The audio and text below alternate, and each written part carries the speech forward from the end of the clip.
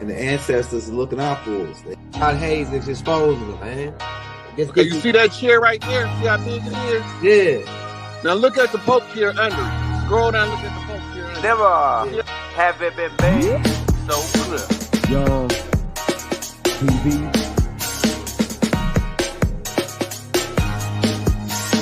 Young. We running the game right now.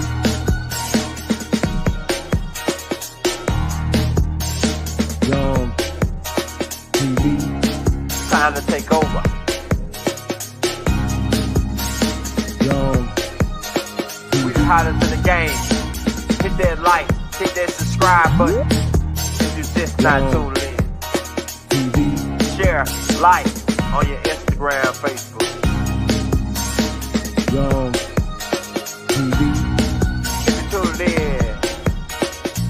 in, we broadcasting live from 2030, baby.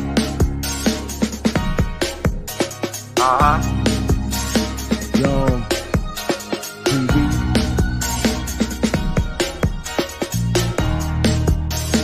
Young.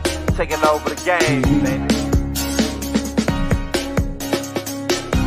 Oh yeah. Young TV. Hit that like. Young TV. Get them likes up in the air, you heard me? Young TV. Ride by. Hotel Islam. Young TV. Assalamu alaikum. Flow lesson.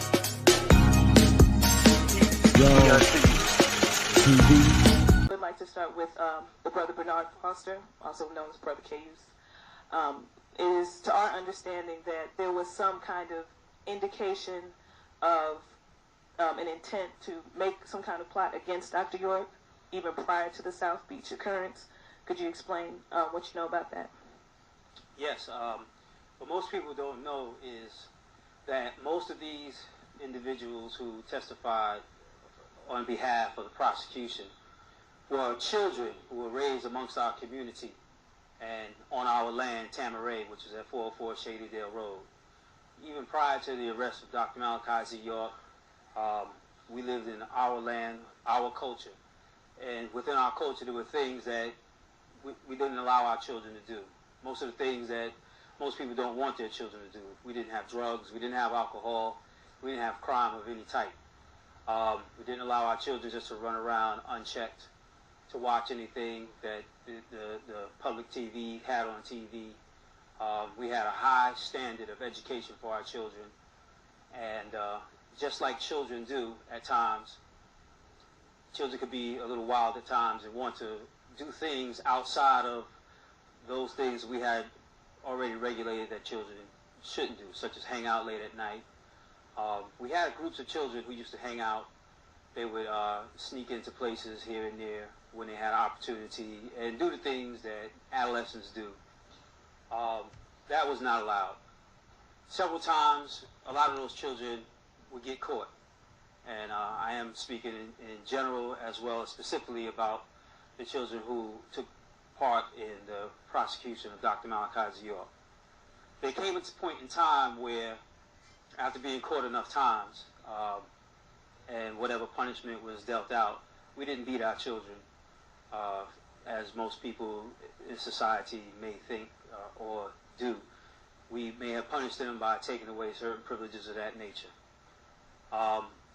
There was a point in time where some of these children had gotten together at one night and snuck into one of our buildings, which was Hathor's recording studio, and they had spoken about their being disgruntled. And they actually wrote a letter explaining exactly what they were disgruntled about and how they were going to set Dr. Malachi Z York up. Eventually, that letter circulated into the hands of certain adults who, at that time, passed that letter on to me. Who, at that time, I did pass that letter on to Dr. Malachi Z York. And that letter was made known to their parents, and it spoke vividly about how they were unhappy, some of them for different reasons. Some of them because they weren't allowed to sneak around. Some of them were disgruntled because of their parents not being able to do some of the things that they wanted to do. Some of them even went so boldly as to be mad at Dr. Malachi Z York because he spurned their advances.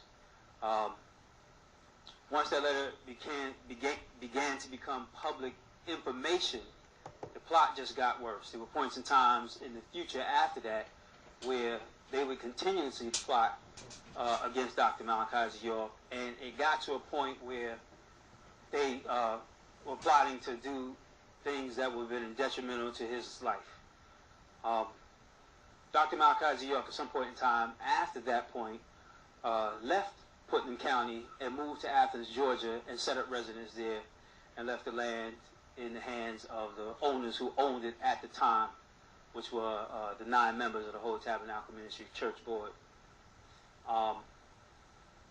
The people who actually, the children who actually wrote this letter at different points in time, their parents left the land at different points in time, moved on to other places, and some of them stayed behind.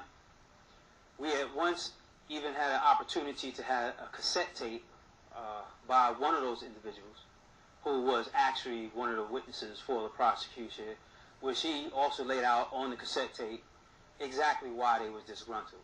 Some of them were disgruntled because they had boyfriends that weren't living on Tamaray at the time, so if you weren't living in the community of Tamaray, then of course when night falls you go home like anybody else goes home to their house. That made them upset. Some of them were disgruntled because, like I said, their parents were being spurned by the advances they were making towards Malachi Z York, who was a married man at the time and wasn't interested in some of their parents. Some of them were disgruntled because at the points in time when they did get caught sneaking around the land, the punishments that they were dealt out, and just like any old child would be disgruntled when they're punished. It just so happened to be, as time went on and they moved out into society, there was a certain amount of culture shock that took place. Living in a culture where they weren't just allowed to do things, where they had to go and get their education, where they had to be disciplined, they had to dress appropriately, into a culture which allows you to do just about anything you want once you reach a certain age. And even now we see adolescent children doing things that 20, 30 years ago was totally unheard of. We see things going on in the TV, the things they speak about and do that you would have never seen back then. The culture shock part comes in when they see how loose the society has become where they went to out into the public society, and how strict or how regulated it was where they came from. They started to get the inclination that where they was at was a prison, when there was never an intent of prison. We lived on a free land. They were allowed to run around free. We didn't lock our doors. They were allowed to pretty much do anything they wanted to do, as long as they were doing what they were supposed to do, which is, you can ask any of them, all of them got their education. Not only did they get high school diplomas, a lot of them went on to get degrees in other aspects. Just about all of them learned skills, graphic arts, sewing, mold making, things of that nature. We had cultural dances. All of them learned things there that you would, now, in this day and time, you don't even see children do anymore. You would rarely see someone who's 19 years old who knows how to do an entire website on a computer that they learned from an academic point of view, as opposed to learning how to operate a PlayStation.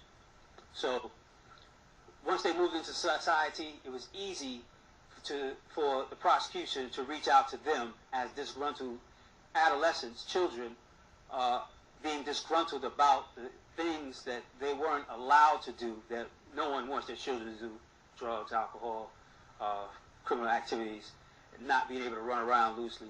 It was easy for them to become disgruntled. I even had a chance to speak to one of them, who was a witness for the prosecution, who literally said that she didn't know that the things that we were doing as a culture was something that the entire world wasn't doing. She didn't realize that you could actually live in a world, graduate from high school, and not learn how to read and write, because that's something that we didn't tolerate. She didn't find that out until she moved out into the world, away from our culture, and seen how the rest of the world was living.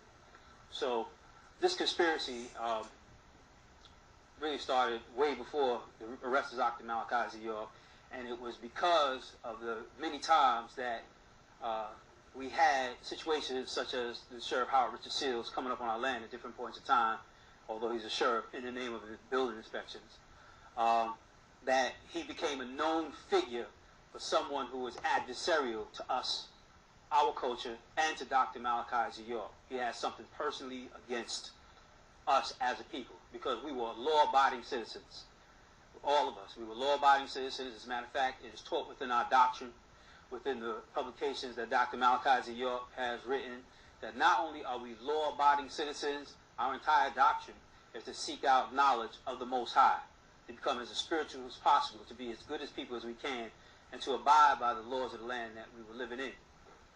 But him being a figure known to society, these people knew exactly where to reach out to once they became vindictive and decided they were going to carry through with some of the conspiracies. They knew exactly who to reach out to go forth and carry through with these conspiracies of revenge and vengefulness against Dr. Malachi Z York. They had no idea that it was going to become what it became, the arrest of Dr. Malachi Z York on bogus charges, and him receiving 135 years in prison for something that not only he did not do, but is not even a valid claim. It wasn't until after that that someone actually expressed their regret and came forward with the recantments to say, you know, we had no idea that it was going to evolve into this. And once they actually went into the hands of the prosecution, then it became a thing where there was no turning back, because they were threatened.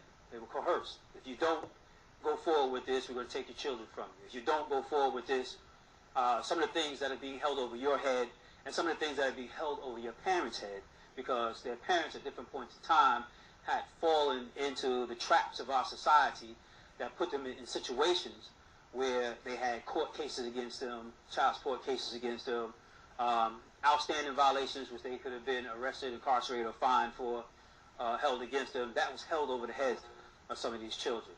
So being scared and coerced, they continued on with this conspiracy, came up with these vindictive lies, and went forward just out of fear. You know, that's one of the tactics that the devil uses on a regular basis, is fear tactics. So what started out to be a plot by a bunch of dissatisfied adolescents, like all children do, the moment in time you tell them they can't hang out with such and such who's a drug dealer, or, you know, they have to go to school and get an education. It turned into something totally different once these young children got into the hands of what we call the prosecution, these vindictive people who had something against us and our culture just because we were something different. Once they got into their hands, it became a whole different animal. And so here we are in this day and time with this conspiracy as being played out. A lot of those children are now adults who realize that, you know, in what it was that we offered as a culture was the best thing, because they now have children who they tell their children, no, you're going to have to go to school. Yes, you need to get an education. Yes, you need to stay away from drugs. Yes, you need to stay away from crime. And yes, you do need to seek out knowledge of the Most High and become the best person you can be, not only to yourself, but towards other people. Hello? Yes. Yes, is this Mr. Malachi Z York? This is Makul, Chief Black Thunderbird Eagle, Chief of the Yamasee Native American Moors of the Creek Nation, BIA registry number 208/1999. That is when we registered with the Bureau of Indian Affairs. Our Constitution of Declaration of Indigenous Status has already been in existence since 1992. Yes, but they referred to me sometime as Malachi, and even to insult me, Dwight. Yes, Chief, I would like, Excuse me. It's okay. I'm suffering from the flu, like so many other inmates in here is suffering from the flu, and they're not giving them proper medical attention. They're not giving them anything for the flu. They're giving them things like Tylenol, and they're requesting stuff, and inmates are really walking around, some spitting up blood and everything. It's just, there's no medical staff. So do the doctors administer the medicine? No, they got officers giving. They don't have no doctors giving out no medicine here. They have officers coming around giving out medicine. Do they have licensed degrees to do I that? don't think they do. I don't think they have a license. I can't say what they have in their back pocket. talking. Right. But I don't see it. I don't see nothing on them. So they've never presented They that. don't have a button inside the cell. Once you lock down, there's no way for you to get the information outside unless you bang or scream up, and I've heard men bang and scream all night, coughing and choking, and they didn't even open up. I want to get back into the reason why I guess it's such a threat that the Putnam County officials and things of that nature have been undergoing, I guess, since 1993, since the Yamasee relocated to their rightful lands. Yes. So what is it, you've written over 400 books, is that correct? Yeah, about 408 books, and I'm still writing. Okay. And I've solved many problems. I dove into facts, nothing but facts. I'm not interested in opinions. I'm not interested in faiths. I'm not interested in beliefs. I talk about religion, whether it's talking about Christianity, Judaism, Islam, Buddhism, I don't care. I go into the facts of it. I've done intensive study, traveled around the world. I'm fluent in several languages, and I've translated books. That's what I do. They're so intimidated by the fact that which I teach is starting to spread like wildfire. It's bringing people to a certain amount of consciousness. The kind of consciousness it does is the people in the European organization, as they call us, which is Yamasee Native American Laws, the Creek Nation, are actually doctors, lawyers, policemen, firemen, politicians, teachers, lay persons, private vendors, restaurant owners, entertainers, movie stars, you name it. This is the fastest growing organization. It's not racial, it's not restricted to the blacks as salesmen would have you believe. There's many people in our tribe because the Native Americans had mixed in with so many different people in America that we have different nationalities that blended in. So we have levels, whether you're full blood, whether you're pure blood, full blood, half blood, whole blood, you can still be up under the same banner of the tribe. So it's really a very racial thing that they're doing, and they're afraid, they're petrified of what I teach and how well it's working to civilize people. In fact, the United States government wrote me a letter from the federal institution asking me could they use my books in the federal facilities to help inmates. Certain books in particular was The Mind and The Potential. The same man that they're calling a criminal is a man they wrote a letter to, which can be made available for your office, right? Wrote a letter asking could they use my books because the books are so helpful to the inmates. I stopped inmates from running around here trying to sneak and smoke. I stopped them from using vulgarity. I stopped them from doing all kinds of things, and it makes them want to study, start reading, and look forward to a better life. And that's what they're afraid of. Right. And during the time period where they're alleging these crimes took place, how many books were written during that time period? I can't even tell you because I never stopped writing. You have to talk to people who work on the books with me. I write books. Like, I try to put my books, I can't even tell you how many books. That's why I live my life day and night. I work on books. Until I pass out and I get back up in the morning, I start again. That's me. Right. I live for books. And so this is known because I know that I've done research and I've seen the amount of books that just came out during the 1993 period of which moving to Georgia. So I guess being that, what is a Nuwaubian? I'm not going to ever define that word to anybody. You know why? Because that's the question I'm putting before them. You keep referring to us as Nuwaubians. My question to them is, what is a Nuwaubian? And if you say a follower of Malachi Z York, that's not it. That's not a definition. What is a Nuwaubian? Because if you call a Christian a follower of Christ, it's because his name is Christ. So you can't call Nuwaubians followers of Malachi, because they would be called Malachiites, not Nuwaubians. So now I'm not going to tell you all what Nuwaubians, because one day I want to use that in court to say you've been identifying us as a cult, a semi-religious cult, a fanatical cult, and using the word Nuwaubian, don't know whether you're spelling with a B or a P, don't know what language it comes from, and don't know what it really means. You follow? Meanwhile, you keep throwing it in the public just to avoid using your Yamasee Native American laws of the Creek Nation to identify that we are Native Americans, indigenous, the true people of this land. We call this land Moo Land before you got here, or we call it Turtle Island before the European tribes came here and infected it with their disease, or with their disease of hate and racism and war and drugs and pornography and all the things that they use against us that they brought here and established. Okay, now are Nuwaubians, are they limited to Georgia? No. No. There's Nuwaubians all, you go on the internet, you'll find Nuwaubians in London, you'll find Nuwaubians in Holland, you'll find them in Africa, you'll find them in India, you'll find them in the Caribbean, you'll find them in South America, you'll find Nuwaubians everywhere of every nationality. No. Okay, and all these individuals have read the over 408 books that you're writing and still writing. Well, I assume they read some.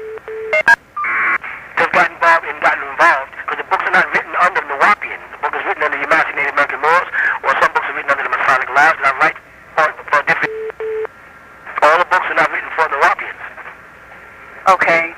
Now, with I heard about. I know the case was moved to Brunswick, Georgia, and I know the closing of the courtroom issue was because what I've read is that the Yamasee Native American Moors of the Creek Nation were invited by the Brunswick Downtown Development Authority to participate in a parade. What does that have anything to do with you? How does that have anything to do with your court case? Well, what happened is the Judge Royal actually got involved because he felt that was tainting the environment. See, he picks and chooses what tainting means, right? They were invited down there as a tribe of Native Americans, and they clearly stated to the people there that under the umbrella of our Native American name, Yamasee, there are different organizations within us, like the Masonics, the Eastern Star, the Shriners, the Almaty Shrine Temple, the Egyptian Church of Courtroom, the AEO, Ancient Egyptian Order, the Orders of Melchizedek, and different people from different have their own fraternities that belong to our tribe. And that's how it was written up. When they got down there, they saw all these people in these Masonic aprons and this, and they were like, wait a minute, y'all told us this, but there was Native American, the tribe was represented there in the parade also. So was the Egyptians and everything else. This scared them because the public got to see us in our true light, what we really are, and not some fanatical cult sitting around going humma, humma, humma. You follow? And it scared them, so they jumped in and started saying they're going to file suits, and they lied, they implemented my name, T Black Eagle, and classified me with the Grinch, and I'm filing a suit against them for that. And then the tribe is filing a suit against Brunswick, so stepping in because we had to deal with the city, and the county stepped in where most of the racism takes place, and the mayor and the DA, and we filed suits against them. They're trying to block that, so they had the same judge from Middle Georgia step all the way down there to Southern Georgia and try to get involved in that so they can derail it. But in the process, all they did is gave more advertisement to Brunswick, and now he still wants to carry the trial down there, still pull the jury out of that same area that he openly admitted himself was already spoiled. He's totally violating all of my constitutional rights, and he's violating all the laws and procedures that go with getting a fair trial.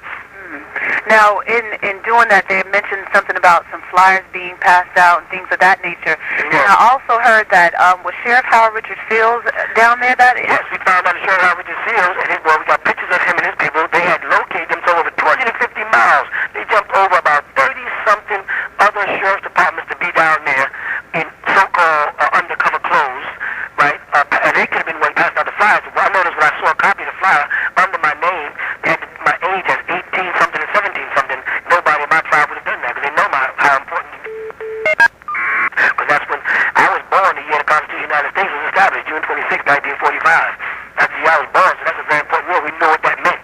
So we wouldn't have, you look on that, under the picture that I saw of me, somebody made a copy of it and put it in the net. They pasted together and put together and was distributed. That was all part of Fields. I believe the judge working with him, and all of that there. The cost is here so they can close the court down because they don't want the public to hear this trial. They don't want the public to see this trial. And if I thought I was such a evil man, why would I want my trial public? Shouldn't I be trying to hide this?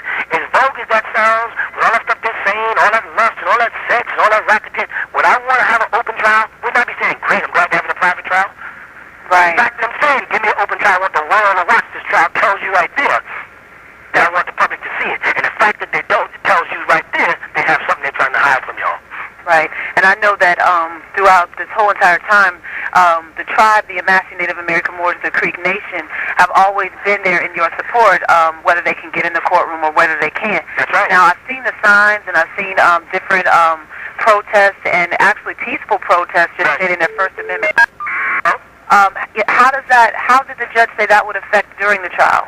What the judge is trying to imply is that the protest would influence the witness. When actually Don Baskins from the state case is responsible for putting the witnesses' names and their 302s in the public, had a copy of a bogus plea on the eBay, broadcasting it with everybody, all these kids. I keep saying kids, but they're not children. That's a fact. Let it be known that none of them are children. There's nobody underage with a child, no one underage ever reported being pregnant, or no one underage ever reported being pregnant and having an abortion while it was under the aspirants of our organization. So, but he's doing all that there to use as an excuse to derail this case, to keep it from hitting public, because Monday is going to be a frightening day to them when they finish their open statement, and they're going to see the power and the amount of energy and the lawyers we're bringing and all the evidence we have. They got to keep the public from knowing that, otherwise the case is really over. Now, this whole entire case began because of an anonymous letter. When was that? That was way back in 1997 by Pauline Rogers, who they don't want to use now because after doing it, they found out that she had already demitted and came over to our side and did affidavit videotape described, and how they offered her money, and the different things they put up throughout in Clark County, how her and Sakina Parham was meeting in the library with the constitutional general Bill Osinski and different things like that, and setting these plots up. And so now that she didn't told the truth, they don't want to use that. But the worst thing about it is the fact that that letter was said, and if it made me such a dangerous person, when we read her 302s, right? If it made me such a dangerous person, Seals let me roam the street from 1997 to 2002 and leave all these kids in that danger because his statement was he didn't have enough evidence. So what by evidence he means he needs me to do more things. So basically he's saying I need him to do more things to children so I can get a stronger case. And wouldn't that endanger the children? So that shows right there that they're violent. That's called reckless endangerment. This man, he's a dangerous man. And whoever worked with him on the case, whether it was Jelaine Ward, Baskins, Bryce, whoever worked with him in that period of time was saying it's all right for this dangerous man to roam the street from 1997 to 2003. And he's a danger to children. He's a pseudo pedophile. He does this, he does that, he does that. But we ain't going to arrest him yet because we need to catch him doing things. So when we catch him, we can use that in court. They come up at the end of the day and we speak down in court. Mr. Richard Moultrie stands up and says we have no videotapes of Mr. York doing anything with anybody. Oh yeah, we have a couple of videos of him going in and out of Red Lobster. But they never mentioned right before Red Lobster we went into a Bible store and bought Bibles. That they don't want to tell people. They want to cut off what they want. But there's nothing me doing anything with anybody. There's no videotapes of me doing anything. No pictures with me with no children in any form or fashion. So if you've been doing this since 1997 and you're arrested in 2003, how's that possible you didn't catch me in any uncompromising situations ever in that period of time? How is that possible? And if I'm not mistaken, they didn't find any DNA evidence and the medical evidence. They found no DNA evidence. They took pillows and blankets and sheets and stripped them and had to admit there's no DNA. If I was performing all these illicit acts on this pillow, there would be some DNA. If I was doing it, they found a stuffed animal up the hill with a phallic on it and said, see, whereas if you're saying that pedophiles use their tools, it wouldn't have been up described in some hill and some shed. It would have been with me in my house in Athens.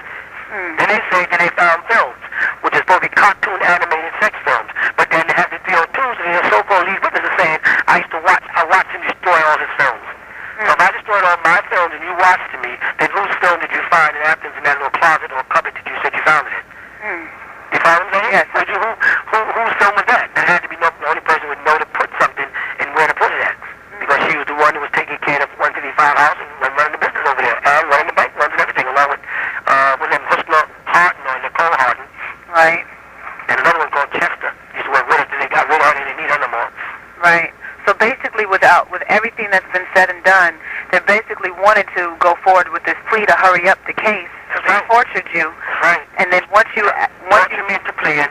I'm sorry. And once you basically realized the plot and the ploy and the fight for your life and the torture, and your family was more involved because you had access to the phone and things of that nature, then it began to shed that attorney Ed Garland was really behind this whole thing. I thought he was a part of it. Once I got a chance to get to the media, get a chance to get to a telephone, remember they didn't let me get to a telephone and talk to my family for 5 minutes. The best I could say is, how y'all doing? Is the kids okay? That was it. So once I got a chance to see that Kathy Johnson was out, she was back on the medication, even though her condition has degraded terribly, which is going to be a problem, and that Lampkin and Merritt was back out, and I was the only one that they were still torturing. As long as I was safe with that, then I said, now it's time for us to put up our fight. Let's get rid of these lawyers and let's get on the ball and bring the public's eye to this. Right. And that's what they're trying to block right now. This is a very tremendous case. So let's bring everybody in. Let's bring the Black Panthers Party, let's bring the Black Muslims in, let's bring the Hebrew Israelites in, let's bring the NAACP, let's bring Rainbow Push Coalition, let's bring Gabio, let's put them all on the spot, and let's bring Sonny Perdue, who on videotape said he's going to address this situation.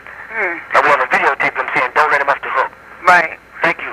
So as an indigenous person, you are claiming your indigenous status. My indigenous status is Native American. That's right. I'm claiming it. All right, well, to know that I'm a Native American. I'm the chief of the Native American Moors of Creek Nation. Our land stems from Alabama to the tips of North Carolina, all the way down to the tips of Florida, straight on across the savannah. That is our land. All the Europeans, or they're not Europeans, they're Euro-Americans who are here need to go back home where they belong, because all they brought with them was a lot of trouble. Those who are pointing the finger are committing the crime. So the charge of transporting with intent to engage in illegal commerce that has been launched against Dr. York, that's actually what Jacob York was doing in a trip to South Beach. He basically took underage girls across state lines from Georgia to Florida, engaged in sexual intercourse with numerous people having intercourse with underage girls.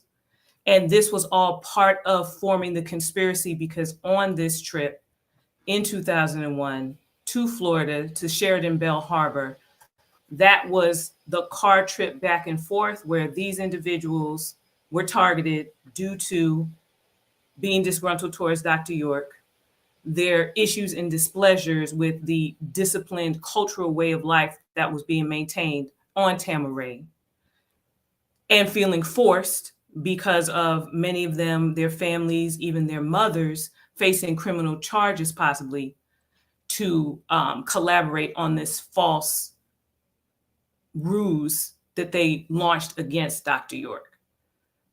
So when we're really talking about RICO, we need to be talking about Jacob York. When we're talking about transporting with the intent to engage in interstate commerce, we need to be talking about Jacob York, not Dr. Malachi Z York. Say, well, what's the motive?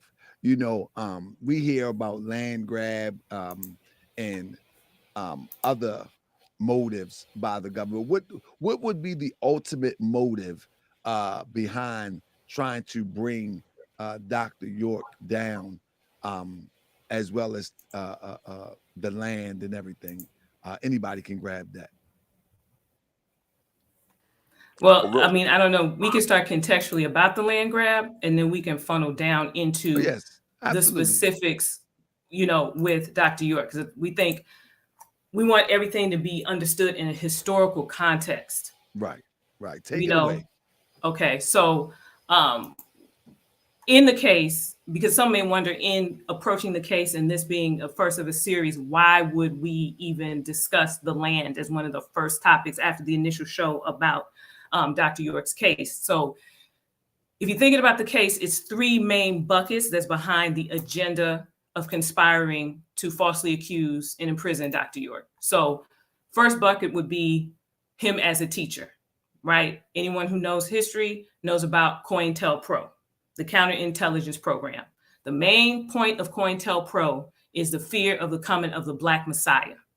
So any of our teachers who appear to get and capture the hearts and minds of our people were targeted from COINTELPRO. COINTELPRO actually started with J. Edgar Hoover trying to attack the Honorable Marcus Mosiah Garvey in 1925, and it lasted till he died in the 70s.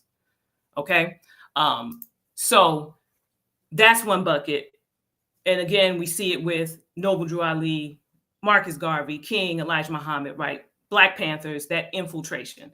Another bucket is what Dr. York is teaching. Elevation of melanated people, teaching us to live by self and kind, teaching us no one wins the race of racism, teaching the truth, which is dangerous on the shores of this nation that's built on lies and white supremacy. So there's been adverse forces 60 years that Dr. York has been combating and teaching us and uplifting humanity, right? Specifically for melanated people, continuing the work of the Honorable Marcus Mosiah Garvey, addressing diasporic Africans, and working for us to return back to Africa. When you look at the land, it's two aspects of the land that were problematic for the problems that be. One, what we were doing on the land of Tamaray, on that property.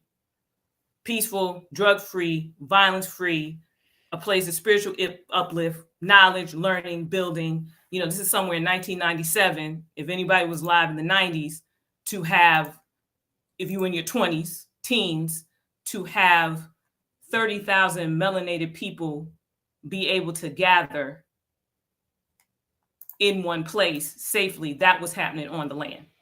So that's another aspect, what was actually happening on the land. You know, this is somewhere where you're not seeing any negative images, you're not seeing negative music, you're not seeing the manifestation of hatred of self and kind, you're seeing cultural dances, you're seeing spiritual sites, you're seeing a lot of young melanated people and people of all races gathering for spiritual uplift, for knowledge. The deeper level of the thing about the land is the actual ownership of the actual property. And I think over the years in us discussing the case, we have been remiss in really understanding the role of the land and the land grab in what they are doing to Dr. Malachi Z York. I mean, it's very obvious, a teacher, the teachings, but the actual physical land being owned by someone, he used to say, you know, my freckles are too close, and utilized by those living for self and kind, melanated people free of drugs, alcohol, negative images, all the things that you get in the world, and with the agendas of those surrounding us in Putnam County, a lot of corruption, in Eatonton, a lot of corruption, plans that they wanted for that physical property that goes all the way up the chain. They sought to do another land grab. So there's a history of land grabs, of course, with the indigenous people of this country and those who are termed African Americans. If you're in Atlanta, everybody knows Lake Lanier. And I think it's become more public that Lake Lanier was actually a Black town. Were you aware of that, Brother Taharka? Absolutely not. Absolutely not. So Lake Lanier is in Forsyth County. And those of you who live in Atlanta know a lot of weird stuff tends to happen in Lake Lanier.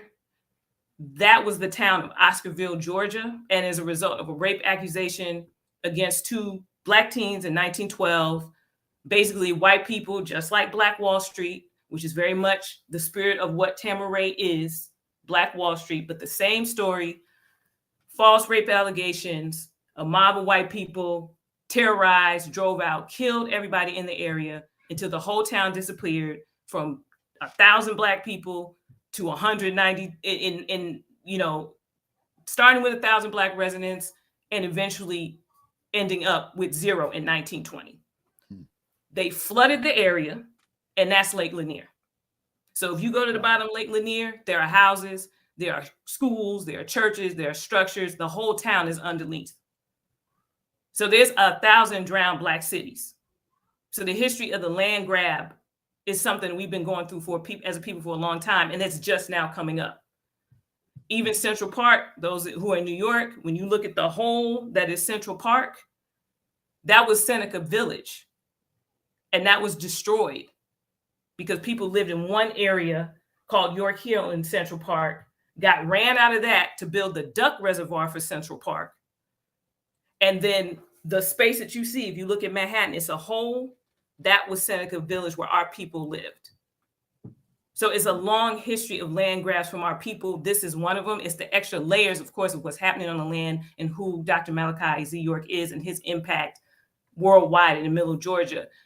But I think, we really need to understand this is something that's been systematically done and kind of slips under the rug, and we can unpackage how the conspiracy actually connects to not only incarcerating Dr. York, but getting that physical property. So all those layers of how that physical land connects to the case, we're going to unpackage as we continue. Hey, y'all, thanks for tuning in. This series is to be continued. Now, we're running a 10K fundraiser for the master teacher.